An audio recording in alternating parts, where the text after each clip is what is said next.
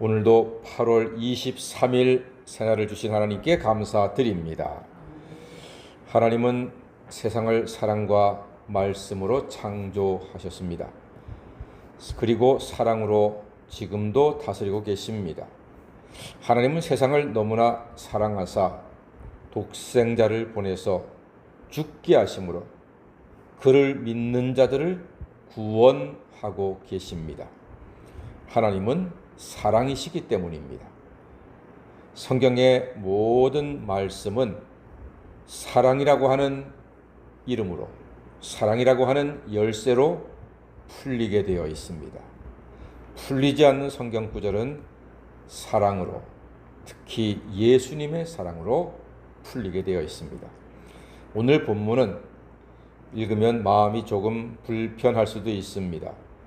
5절 말씀 보니까 모든 육체는 나 여호와가 내 칼을 칼집에서 빼낸 줄을 알지라 칼이 다시 꽂히지 아니하리라, 이런 말씀이 있거든요.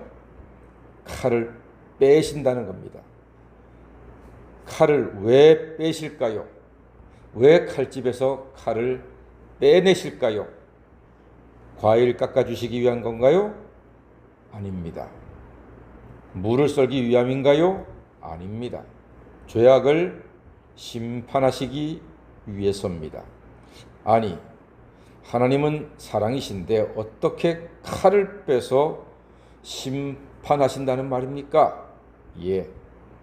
그 심판을 받을 이스라엘은 탄식해서 마음이 녹고 손이 약하여지고 영이 쇠하고 무릎이 물처럼 약해진다고 했습니다. 그게 이어지는 7절의 말씀이거든요. 사랑의 하나님께서 오죽하면 칼을 빼서 심판하시느냐. 그 심판의 이야기를 듣는 이스라엘, 사랑의 하나님께서 칼을 빼서 심판하신다니까 손이 약해지고 영이 쇠하고 탄식하게 되고 무릎이 약해지고 물처럼 약해진대요. 흐물흐물. 하나님께서 주시는 재앙이 온다니까 그런 두려움에 빠지는 겁니다. 하나님께서 주시는 심판의 재앙은 반드시 옵니다. 하나님의 심판이 칼로 임해서 장차 시드기야 왕의 눈이 뽑히고 그의 아들이 그가 보는 데서 죽임을 당하게 됩니다. 이 심판의 말씀은 성취가 될 것입니다. 하나님께서 작정하셨습니다. 에스겔은 이러한 심판의 말씀을 선포하는 사람입니다. 그러니 에스겔 선지자 마음이 얼마나 무겁겠습니까? 축복의 말씀을 선포해도 떨릴 판인데 심판의 말씀을 선포하는 에스겔 선지자는 마음이 무척이나 무겁고 괴로울 겁니다. 하다못해 목사가 강단에 설교할 때 죄를 회개하세요, 죄를 갖고 있으면 심판받습니다, 이런 말 하는 것도 때로 부담되거든요.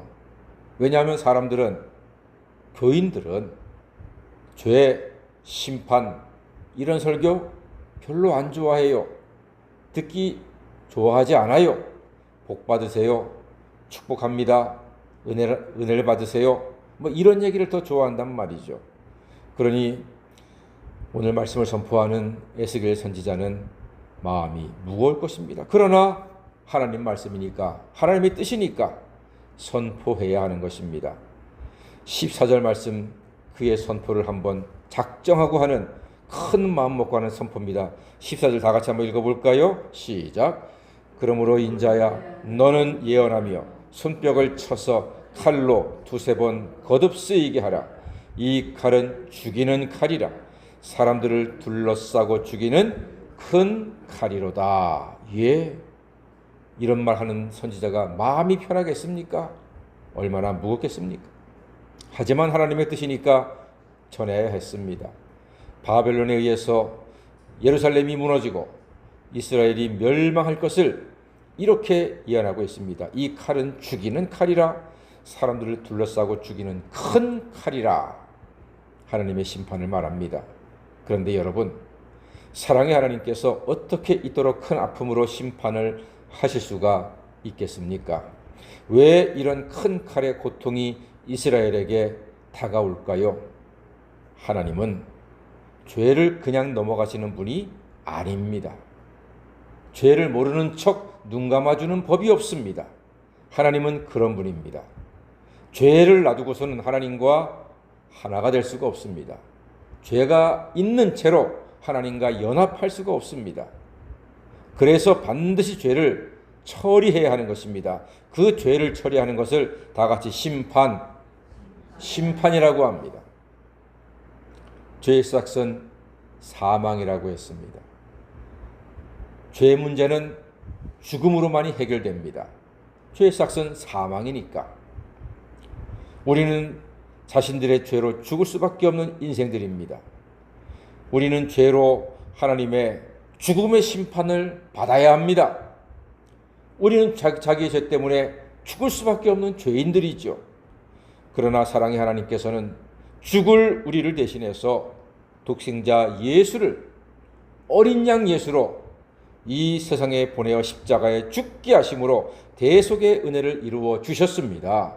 할렐루야. 얼마나 감사합니까?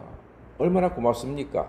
죄의 삭은 사망이에요. 내 죄로 내가 죽어야 하지만 내 죄 대신에 누가 죽었습니까?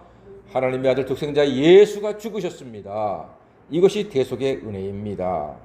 얼마나 고맙습니까? 얼마나 감사합니까? 우리가 우리의 죄로 받을 여호와의 칼, 탄식, 재앙은 예수가 십자가에서 다 받으셨습니다. 그러므로 우리는 날마다 죄를 회개하고 그 은혜의 보좌 앞에서 죄사함의 은총을 기뻐하며 그 구원의 즐거움을 날마다 예수 안에서 누리시는 성도가 다 되시기를 주님의 이름으로 간절히 축원합니다. 아멘. 기도하겠습니다.